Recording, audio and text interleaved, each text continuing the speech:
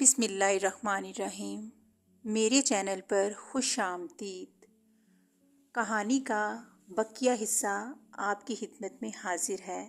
اس بونے کی روح ایک سنہری چڑیا میں ہے اور یہ چڑیا ایک پنجرے میں بند ہے۔ اسے بادشاہ نے کہاں چھپا رکھا ہے اس کے متعلق کسی کو نہیں معلوم۔ اور سنو، سپاہیوں کا شور سنائی دے رہا ہے۔ تم مجھے فوراً چھوڑ دو ورنہ بادشاہ تمہیں مار ڈالے گا۔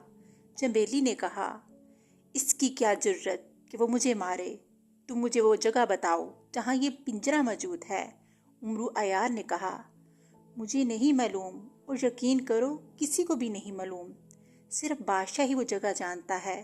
چنبیلی نے امرو عیار کے ہاتھ میں کسمساتے ہوئے کہا، اس نے یہ پنجرہ اپنے محل کے کسی تہخانے میں تو نہیں چھپا رکھا؟ امرو عیار نے پوچھا، نہیں، قانون کے مطابق اسے یہ پنجرہ محل سے باہر چھپانا ہوتا ہے۔ چنبیلی نے جواب دیا۔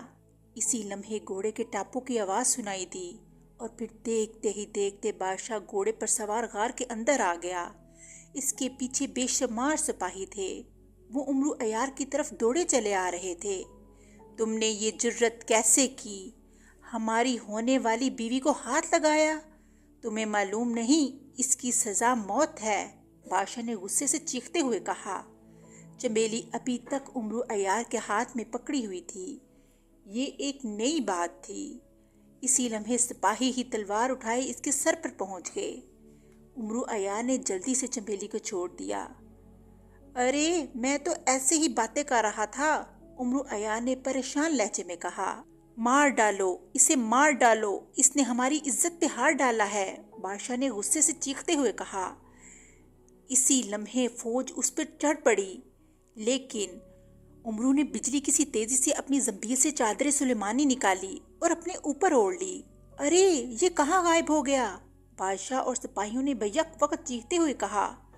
امرو عیار کو بادشاہ پر بے حد غصہ تھا، اس لیے اس نے ہاتھ بڑھایا اور گھوڑے پر بیٹھے بادشاہ کی گردن مروڑنے لگا۔ لیکن اسی لمحہ بادشاہ گھوڑا دوڑاتا ہوا غار کے دہانے کی طرف بڑھنے لگا اور امرو عیار کا وار ہال ہی گیا۔ غار کے دہانے کی طرف آ کر بادشاہ نے سپاہیوں سے کہا کہ یہاں پہرا دو، میں کاکوش کو بلا لاؤں، وہ بتائے گا یہ اجنبی کہاں گیا۔ بادشاہ نے غار کے دہانے پر قریب پہنچ کر چیختے ہوئے کہا اور دوڑتا ہوا باہر نکل گیا۔ بے شمار سپاہی اس غار کی رکھوالی کرنے لگے۔ چنبیلی بھی بادشاہ کے ساتھ ہی چلی گئی۔ امرو عیار اب کھڑا سوچ رہا تھا کہ اس جگہ کو وہ کیسے تلاش کرے جہاں بادشاہ نے سنہری چڑیا والا پنجرہ چھپایا ہے، جبکہ بادشاہ اور اس کے سپاہی بھی اس کے خلاف ہو چکے تھے۔ ابھی وہ کھڑا سوچ ہی رہا تھا کہ گھوڑوں کی ٹاپوں کی آواز دوبارہ سنائی دی اور پھر دو گھوڑے اندر داخل ہوئے، ایک پر بادشاہ اور دوسرے پر بوڑھا بونا۔ دونوں گھوڑے دہانے کے اندر آ کے رک گئے۔ بتاؤ کاکوش، وہ اجنبی اچانک کہاں غائب ہو گیا اور کیسے؟ بادشاہ نے بڑے کھڑکدار لہجے میں کہا۔ بادشاہ سلامت، میرا علم بتا رہا ہے کہ وہ اجنبی اسی غار میں ہے۔ اس نے کوئی ایسی چادر اوڑھ رکھی ہے جس کی وجہ سے وہ کسی کو نظر نہیں آ رہا، بوڑھے نے جواب دیا۔ وہ چونکہ گھوڑے پر سوار تھا اس لیے ان کی آوازیں امرو عیار کے کانوں تک صاف پہنچ رہی تھیں۔ امرو عیار اس دوران آہستہ سے آگے بڑھا۔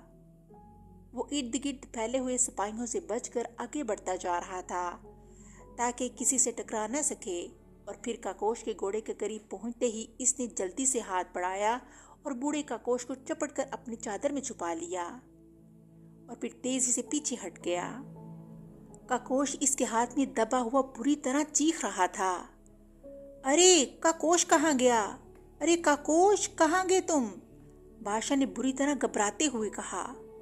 یہ تو کوئی بلا ہے بادشاہ سلامت جس نے ہمارے بڑے جادوگر کو غائب کر دیا، ایک سپاہی نے گھبراتے ہوئے کہا، اور پھر سب سپاہی خوف سے چیختے ہوئے غار سے باہر دوڑ گئے۔ بادشاہ بھی گھوڑا دوڑاتا ہوا ان کے ساتھ ہی باہر نکل گیا۔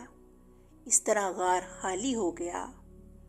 بوڑھا کاکوش ابھی تک چیخ رہا تھا، لیکن امرو عیار اسے اسی طرح ہاتھ میں جکڑے ہوئے تیزی سے غار سے باہر نکلا اور پھر جنگل کی طرف دوڑتا چلا گیا۔ باہر کوئی سپاہی نظر نہ آیا۔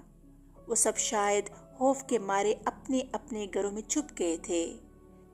उमरू अयार इसी तरह चादरें सुलमानी ओढ़े दौड़ता हुआ जंगल में पहुंच गया। काकोश इसके हाथ में दबा हुआ अभी तक भड़क रहा था और चीख रहा था। जंगल में पहुंचकर उमरू अयार जमीन पर न रुका, बल्कि जल्दी से एक बड़े से दरख्त के ऊपर चढ़ गया, ताकि अगर बोने उसे ढूंढते हुए आए तो वो आसानी से इस तक न पहुंच सकें। वहां एक महफूज जगह पर बैठकर उमरू अयार ने अपनी चादर उतार कर जंबील में डाल दी और फिर वो काकोश की तरफ मुतवज्जे हुआ, जिसका जिस्म उमरू अयार के पंजे में दबा था। काकोश के चेहरे पर शदीद खौफ और घबराहट थी। अब बताओ काकोश, क्या तुम मेरे हाथों में मरना चाहते हो या जिंदा रहना चाहते हो? उमरू अयार ने इसके जिस्म को ऊपर उठाते हुए कहा। इसने अपना लहजा जानबूझकर भयानक किया था। मैं जिंदा रहना चाहता हूँ, काकोश ने फौरन जवाब दिया।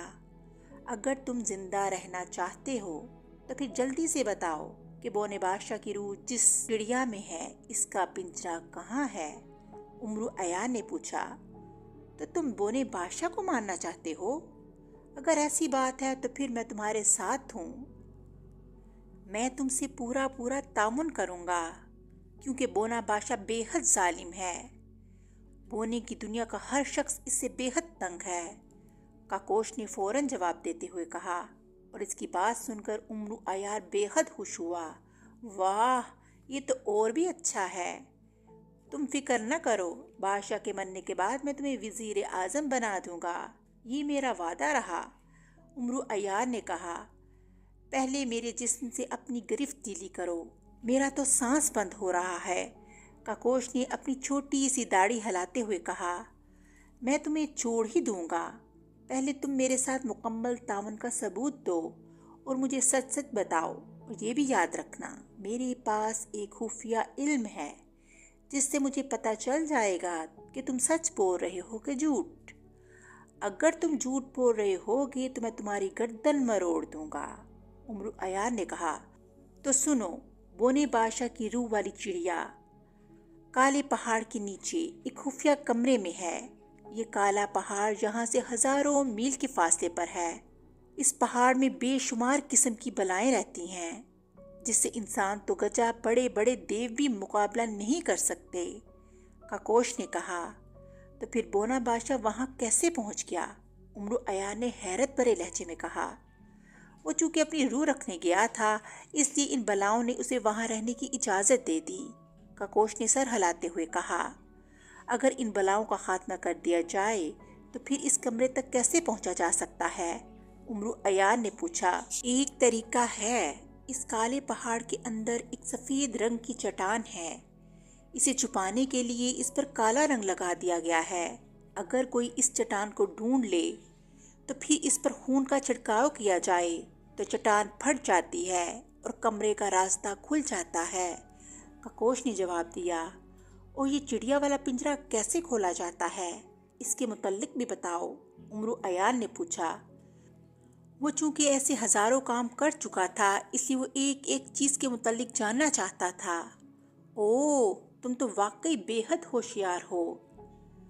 जब कोई शख्स इस कमरे तक पहुंच जाता है तो फिर उसे चिड़ियों की बोली में पिंजरे के अंदर मौजूद चिड़िया से कहना पड़ता है कि अपना एक पर उसे तोहफे के तौर पे दो। चिड़िया अपना एक पर नोच के उसको दे देती है। इस पर को जब पिंजरे पर मारा जाता है तो पिंजरे का दरवाजा खुल जाता है, काकोश ने जवाब दिया। लेकिन अगर चिड़िया पर देने से इनकार कर दे तो? अगर चिड़ियों की बोली में मांगा जाए तो वो इनकार नहीं कर सकती, काकोश ने जवाब देते हुए कहा। अच्छा, अब ये बताओ, इस काले पहाड़ तक कैसे पहुंचा जा सकता है? जल्द अज जल्द और फौरन, उमरू अयार ने कुछ सोचते हुए पूछा। इसके मुतल्लिक मैं क्या बता सकता हूँ, ये तो हर एक की अपनी अपनी हिम्मत है। वैसे ये काला पहाड़ इस कदर फासले पर है कि अगर एक शख्स तेज रफ्तार घोड़े पर भी जाए तो वो 1 साल में इस काले पहाड़ तक पहुंच सकता है, काकोश ने कहा।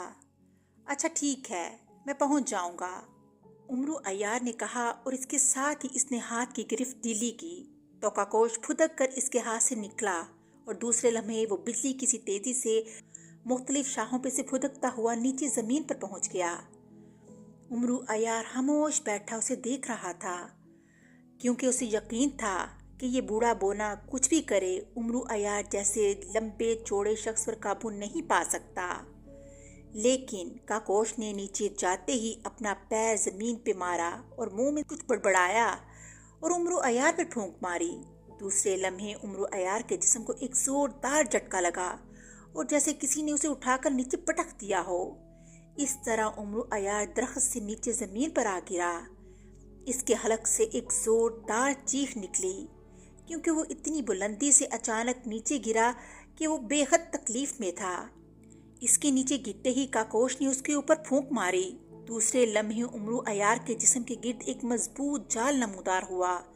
उमरू अयार इस जाल में इस बुरी तरह फंस गया कि वो हाथ पैर हिलाने से माजूर हो गया। इसने कोशिश की लेकिन बेसूद। जाल की गिरफ्त बेहद सख्त थी। तुम हमारे बादशाह को मारना चाहते थे? मैं देखूंगा तुम कैसे जिंदा बचते हो। मैं अभी बादशाह के पास जाता हूँ। अभी उनकी फौज आएगी और तुम्हारे टुकड़े टुकड़े कर देगी। काकोश ने कहा, काश मुझे पहले पता चल जाता, मैं तुम्हारी गर्दन मरोड़ देता। अभी तुम अपनी खैर मनाओ। अभी तो तुम्हारी बोटियां अलहदा होंगी जब हजारों लाखों बोने तुम पर तलवार लेकर चढ़ जाएंगे। काकोश जादूगर ने हंसते हुए कहा और फिर वो दौड़ता हुआ बस्ती की तरफ चला गया। उमरू अयार ने बड़ी कोशिश की कि किसी तरह इसका एक हाथ आज़ाद हो जाए और वो अपनी जंबील में हाथ डाल सके, लेकिन जाल की गिरफ्त इस कदर सख्त की वो हिल न सका। अब तो उमरू अयार को अपनी मौत सामने दिखाई दे रही थी। उसे मालूम था जब लाखों बोने तलवारें लेकर इस पे टूट पड़ेंगे तो इसके जिस्म के टुकड़े टुकड़े कर देंगे, लेकिन वो क्या कर सकता था, बुरी तरह फंस चुका था। उमरू अयार, मैं तुम्हारी मदद को आ गई हूँ। अचानक एक बारीक सी आवाज़ सुनाई दी और उमरू अयार ने चौंक कर देखा तो इसने एक दरख्त की ओर से इस बूढ़ी औरत को आते हुए देखा जो उसे यहाँ बुला कर लाई थी और जिसकी बेटी चंबेली थी। इसके हाथ में एक अजीब से पत्तों वाली शाख थी। ओ राखी, तुम मेरी मदद को आ गई, लेकिन तुम मेरी मदद कैसे कर सकती हो? ये तो जादू का जाल है और तुम यहाँ कैसे पहुंची? उमरू अयार ने हैरान होते हुए कहा, मेरे हाथ में जिस दरख्त की शाख है ये काकोश जादूगर के जादू का तोड़ है। काकोश जादूगर बोने बादशाह का खास आदमी है और इसके जुल्म में इसका बराबर का शरीक है। मुझे जब पता चला कि तुम काकोश जादूगर समेत गार से गायब हो गए तो मैं सारी बात समझ गई। अब तुम इसे लेकर लामहाला इसी जंगल में आ पहुंचोगे और काकोश जादूगर बड़ा अयार है। इसने किसी न किसी तरह अपने जादू की मदद से तुम्हें बेबस कर दिया। चुनाचा मैंने फौरन इस दरख्त की शाख ली और यहाँ आ गई। तो फिर जल्दी करो, इस जाल को ख़त्म कर दो, कहीं बोनों की फौज ना आ जाए। उमरू अयार ने बेचैनी से कहा और बूढ़ी राखी ने जल्दी से इस शाख को जाल पर मारना शुरू कर दिया। 2-4 ज़रबे लगते ही अचानक धमाका हुआ और जाल गायब हो गया। इसके साथ ही उमरू अयार आज़ाद हो गया।